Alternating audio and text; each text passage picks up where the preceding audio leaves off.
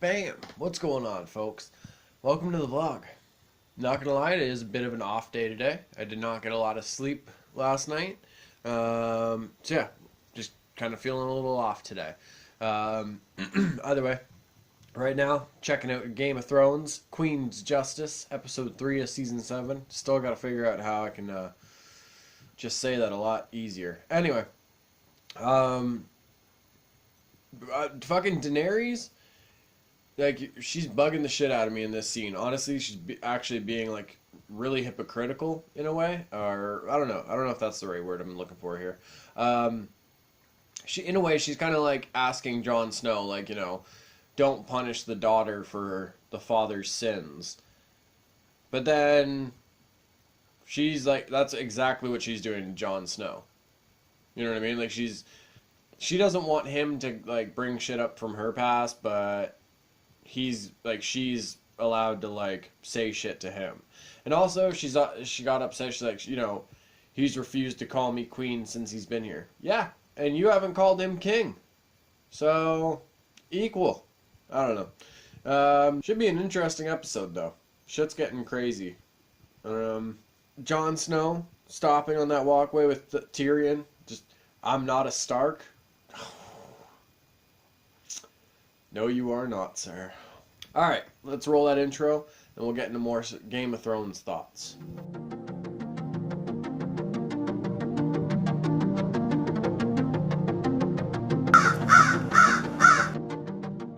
Alright, so Sir Davos, like, I don't know. Missandei, like, rattled off all of Daenerys' names, and like, it was just great, because Sir Davos was... This is Jon Snow. He's king in the north. But then, like, by the end, like, he's actually very, like, passionately defending Jon. Because he hears, like, what Daenerys is saying, and it's like, okay, yeah, you did all this. And look what Jon did. It's really cool seeing, like, Sir Davos kind of, like, come to, like, that defense in a way, you know what I mean? Yeah. Okay, I'm gonna just enjoy the rest of the episode, and then I'll hit y'all with the thoughts afterwards. Alright, just finished watching Game of Thrones, Queen's Justice. There's gonna be spoilers ahead, so skip to that time if you don't want to hear any spoilers. Okay, so first, let's get the quick things out of the way. Theon, pretty sure his luck is run out. We see him get brought back onto a Greyjoy ship, and he says like he tried to save his sister, and everybody basically says if you tried, you wouldn't be here. So I'm pretty sure his luck has run out, and he's probably gonna die soon, or just go into like a corner or something. I don't know, but I don't have a lot of hope for him. Bran, he is in Winterfell. Him and Sansa had their reunion. Goosebumps all over my body. But you can definitely see that, like, everything he knows now, like, everything he's seen, like, being the three-eyed raven, like, I'm pretty sure that's messing with him. Like, he has this big weight on his shoulders and this secret, and he even says, like, I need to speak to Jon. Interesting. So it's a very quick scene, but again, Littlefinger has these little scenes that if you catch it, like, it makes you, it goes some light bulbs. As they're walking down the stairs, the guy that Sansa is talking to, he mentions something about the scrolls and how the last Maester had, like, a history of every, like, written scroll, and Littlefinger shoots, like, a look back to him. So I'm pretty sure, like, he has something up his sleeve, or there's something that he wants to try and find, like, in those scrolls.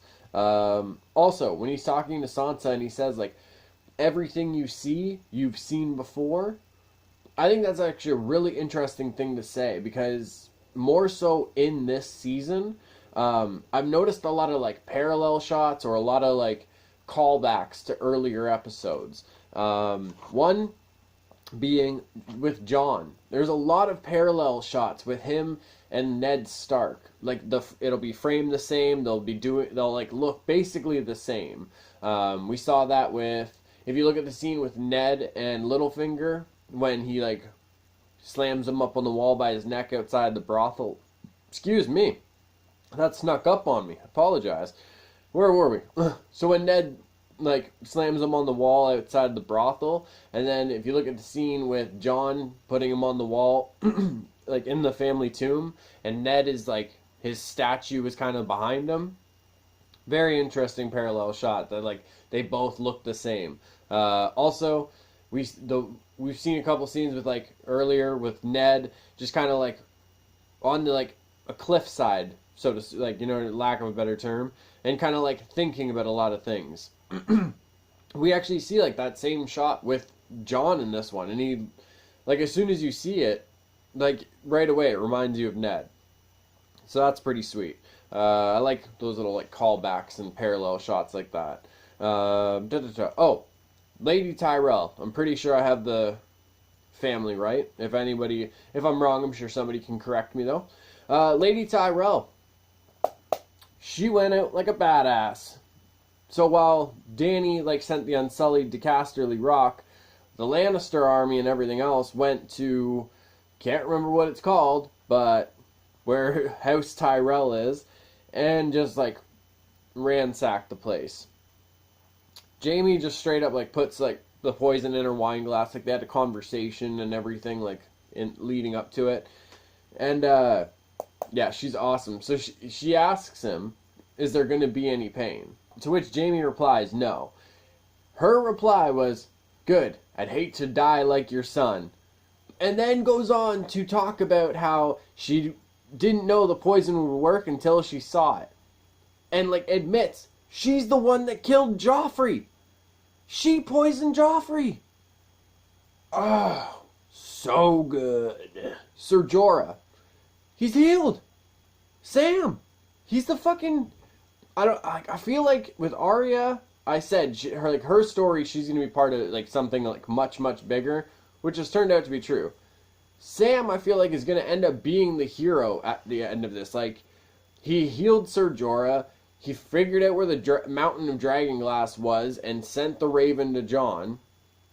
Like, he's like, without Sam, people wouldn't be figuring some shit out, and it's gonna be really interesting to see Ser Jorah back with Daenerys and everything. Okay, where are we next? Tyrion, when he's speaking with Dany and everything at the one point, like about like Jon Snow, he really shows like his political prowess now. Like he shows like how he is actually very useful as being like a hand to the queen. Also, like when Dany notices how Sir Davos said like Jon, like when he's talking about Jon, like he took a knife to the heart. She picked up on that. Tyrion kind of shrugged it off, like, yeah, you gotta let them have their fantasies, but I don't know. I think that's gonna stick with her. I think she's gonna want to know more about what happened with that. And if you remember, the Red Woman was on that island. Another really interesting scene is when you hear the narration of Tyrion as the Unsullied are rushing into Casterly Rock, and he says, and like, so it begins. So with that, you know, we've seen the attack from Euron, but like nothing really like else. Now that like Daenerys has responded and like pushed an attack of her own, that has basically like officially started the war. You know what I mean? Like, so I thought that was really interesting, really cool, like that they did that. With Jon and Tyrion, when they're talking, there's a really awesome callback to season 1 to when Jon and Tyrion are actually on their way to the wall. They were talking about like, kind of like, if I remember correctly, just kind of like different things in life, talking about like the like stories that people would say about like creatures and White Walkers and stuff. And you know, Jon brings up how he said like, you know, Grumpkins and Snarks, isn't that what you called them? And I just thought like that was a really cool callback to season 1, and like really like the last time, well, like in full, because they saw each other at the wall, but like the last time Jon and Tyrion actually were spending time together, like they were talking about the White Walkers and how like it's not something to be really worried about. And now the next time they see each other, Jon is saying like, "Hey, these things are real, and we need your fucking help." So that was really, I don't know, just cool. And they've always had like an interesting relationship to me. Dun, dun, dun, dun. Oh, Jaime.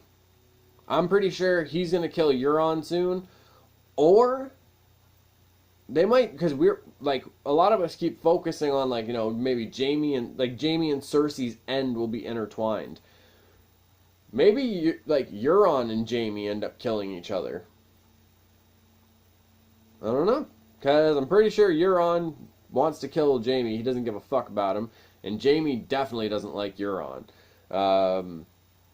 I don't know. And also, when Jaime's talking to Lady Tyrell, she says like she's gonna be the end of you, and he says she probably will. I don't know. I feel like that's a little foreshadowing, but who knows? With Daenerys and Jon, I don't know.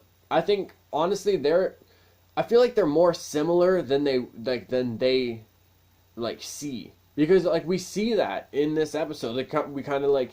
Sir Davos kind of breaks it down. Or no, sorry, Tyrion kind of like lays it out for Jon and everything. And in that moment, we're like, oh shit. Like, they're actually like really fucking similar.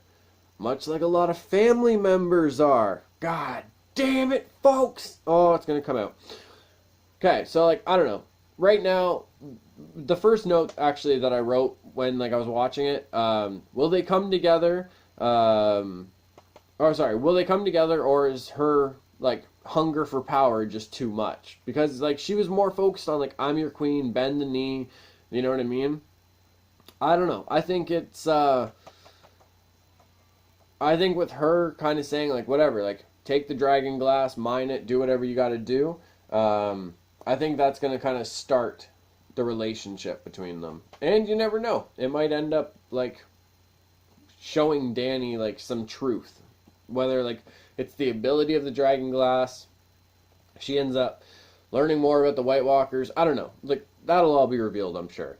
And it was really like, interesting how they did it, where basically just as she's dismissing Davos and Jon, she learns that the Greyjoys were defeated by the Greyjoys. So I don't know. It's like lose an ally, gain an ally. Now, let's finish this off. Oh, actually, I already talked about it, but I was super excited. I wrote it in, like, capital letters and put it in stars and everything. Jon's getting the dragon glass. That's gonna be fucking sweet. Okay, Cersei. She's really coming to, like, her villain role, like, completely. The scene with her and, like, Ellaria Sand, the mother of the Sand Snakes. Yeah, like I was just like, damn, you're actually like, that was the moment where I was like, like I actually don't dislike you. I like you as a villain now, and you know what I mean? It is also really interesting because like I was wondering what the Queen's justice could mean, and it's kind of her getting justice for like Ellaria Sand murdering her daughter or poisoning her with, you know what I mean? At the same time, I feel like she's kind of flexing too much. She's showing a lot of her cards. Whether it's like the Euron's naval fleet, the crossbow, stuff like this, I just feel like, I don't know, a lot of it's kind of being put on like display for us, and I don't know, I just can't help but feel like that's not going to end well for her. Even that big ass crossbow, like that ain't shit. Think about this. Okay, it might be if you aim it right and you time it right, you can hit one dragon. But by the time you fucking reload that thing with a telephone pole again, like you've already, like the other dragons have already swooped around you and you're fucked up. You know what I mean? So I don't know, to have one of those big ass crossbows, that doesn't really put too much worry as far as like the dragons and everything go. But so far, if like I'm given like a score in this like war that's going on with Cersei and Daenerys, I gotta give it to Cersei right now. We have, I guess we could say like with Euron attacking like his niece and nephew Theon, and I can't remember her fucking name. Like, he did that for Cersei, so I kind of, like, indirectly, that's kind of like a point, I guess. With the, like, ransacking of House Tyrell, that puts her up. Because even Jaime says, like, Casterly Rock isn't actually worth anything anymore. So, I don't know. It's very interesting, but right now I give the Game of Thrones, whatever this could be, Cersei, she's kind of flexing her power. She might be flexing it too much. We'll have to see. But yeah, Daenerys has some ground to make up, folks. Let's continue with the vlog. Hey, buddy. Oh. Want a peanut? Forgot to turn my brightness up.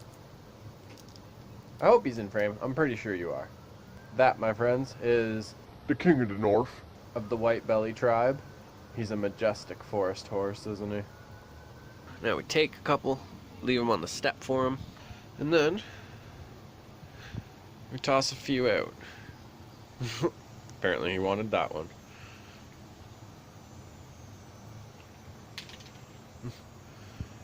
Jeez, greedy today.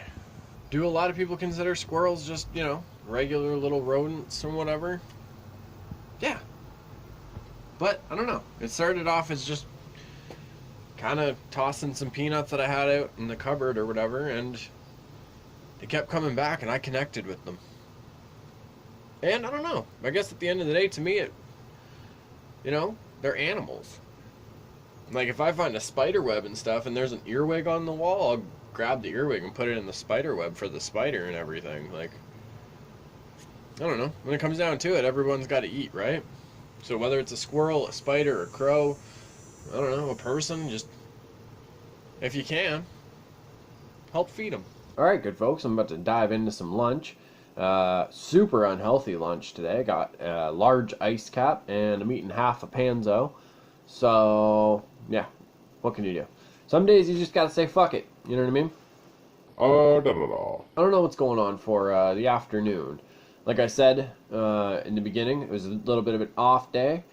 To be honest, I was debating on whether I wanted to do a vlog today, but every time I get that shit in my head, I feel like that's just like that negative voice. You know what I mean? Like, I've shared my rough days on here. I've shared my rough times on Instagram with you hooligans. Like, you know my good times, you know my bad times now. You know what I mean? So it's like, if I'm having an off day, a lot of the times, like, filming these vlogs or, like, you know, doing something with the channel is what brings me out of it, because I end up getting to interact with you folks, or I get to, like, film something that I'm excited to put out there for you folks, because it could start a discussion, might be something funny, like, I don't know. Yeah, I don't know. It's just one of those things, like, when I get that voice where it's like, don't worry about a vlog today. It's like, fuck that. You know what? We gotta do a vlog just to fucking spite that negative voice. Yeah, so I'm gonna eat my lunch, and we'll touch base after. We'll see what's going on. Yeah. 20 minutes later. Here I am trying to enjoy my fat kid lunch, and I see a sneak peek for the Season 8 premiere of The Walking Dead. Now, the reason this is so significant, good folks, is because it is showing the origins of Negan.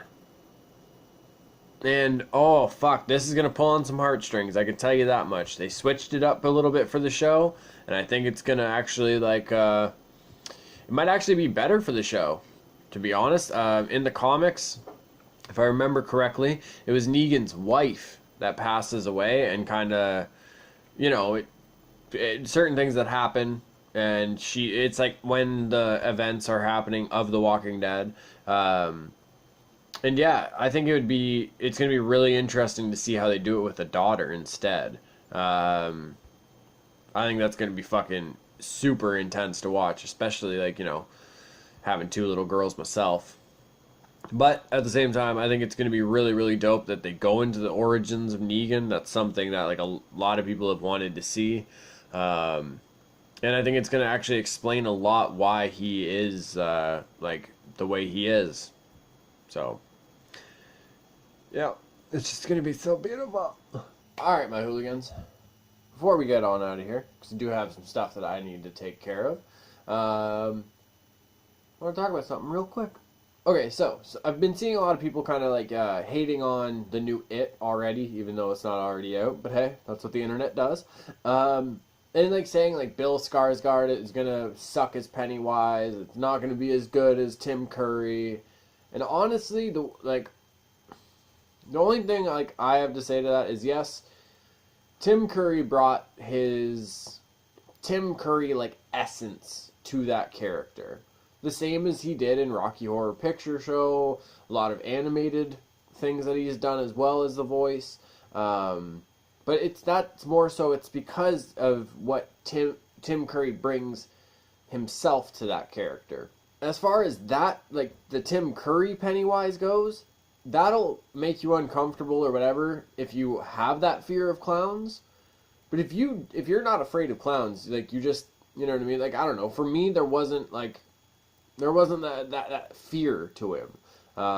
Obviously, he had those moments where he was like scary and everything. But like I mean, in like if you look at it as like a horror piece, he's just, I don't know. He's just not that like scary to me. It's more so if you have that fear of clowns already, then like it would add more to that. I could see. As far as the trailers go, from what I can tell, the Bill Skarsgård one, like even from the trailer, I was like creeped out by him. You know what I mean? Like I think it's going to be one of those things where it's you could watch this and not be afraid of clowns, but he's going to make you uncomfortable or he's going to scare you. One of the reports that have come out from the set is that there was like a scene, like they were filming a scene with some extras and they were children. And when he came out and started doing his thing, like the kids were crying and shit, like they were legitimately scared. And I don't know, like for me, it's one of those things, like if you can bring that like genuine fear to it, where it's like people who aren't afraid of clowns can watch it and be scared, but people who are afraid of clowns, it just intensifies it. I think that's more important, especially nowadays. You know what I mean? Like you can't really pull off the Tim Curry interpretation for a nowadays horror film. It's just, I don't think it would translate that well. So I don't know. I think it's one of those things. People are jumping the gun. They're fucking upset about it because it's not Tim, or you know what I mean. It's not Tim Curry, and they feel it shouldn't be touched or whatever. I don't know. All I gotta say is like, I don't know. Try and hold your opinions like before till after you see it. Like we all do that. I did it recently with the Universal monster movies. But I don't know. We gotta try and keep that like negative shit to ourselves like until after we see it. You know, because like shit, there's been so many times where like people get upset about somebody who's cast in a movie and they knock it out of the park. People were so mad when they found out Michael Keaton was Batman, and now look at that. One of the most iconic Batman ever. I was one of the people in the initial announcement for Ben Affleck being Batman. I was like, no fucking way. Ben Affleck? No, that's gonna suck. Fuck that. And I came around to it. Because I was playing Arkham City, and there was some scenes in there. I was like, man, he looks like Ben Affleck there. And then, like, when the pictures came out, I was like, yeah, he's Batman. Like, Ben Affleck's Batman. You know what I mean? And then look at the fucking movie. Some people don't even like Dawn of Justice, but they liked Ben Affleck in that movie. So, I don't know. Tim Curry's interpretation, yes, it has his, like, creepy moments and, like, kind of scary moments, but I feel like his interpretation and his look is more so if you have that fear of clowns, it will bring you into that like uncomfortable sense already. But I feel like the newer interpretation, it doesn't matter if you're afraid of clowns or not. Like I just feel like he has that like creepy, scary feel and vibe to it. Even that little bit where we hear him like tell Georgie to take the boat, the way he said that, like shudder up my spine, you know what I mean? Just I don't know. I can't fucking wait, but I think like a lot of people are hating on some shit when you ain't even got a reason to hate yet. Alright, good folks. Thank you for watching today's quick vlog. I appreciate it. Mucho, mucho much. Make sure you like, share, subscribe, comment below. I may not reply, but I promise you I do read them all. I do. Negative and positive. I just only fuck with the positive ones. Either way, mucho love you, hooligans. I appreciate it all very much, especially when I wake up in my off days, and then it's like you hooligans know. I get these awesome messages and everything else. So, yeah. Let's roll the outro.